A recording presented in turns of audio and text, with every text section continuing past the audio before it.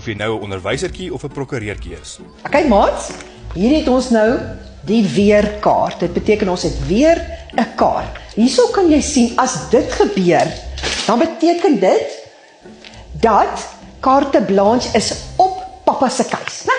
En dan kan jy sien, daarna bewe hy, en dan is hy out in the cold. Pietertjie Gietertjie, sê vir my, wat wil jy eendag word? Groot, juffrou. Ek wil groot word.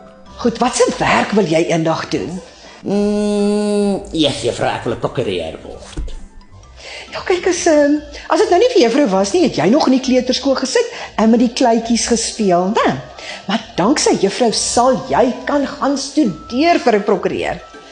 Maar met jou maniertjies of liewer die gebrek daaraan, ag weet juffrou nou nie hoe lank jy op daai prokureursrolletjie sal kan bly nie, né? Ja, okay, goed, kom ons probeer weer, klasie, werksaam. Daar lê die klok. Okay, maats, pak op, ons gaan nou loop.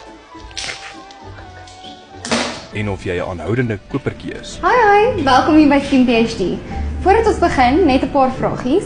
So, waar woon jy? Ek bly in Suid-Afrika saam met 43 ander Afrikaanse mense.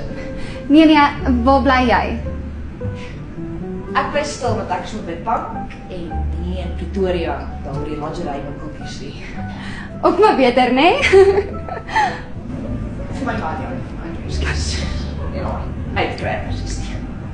Maak nie saak wie of wat jy is nie. By Skin PhD kry jy 'n PhD graad in mooi mens wees.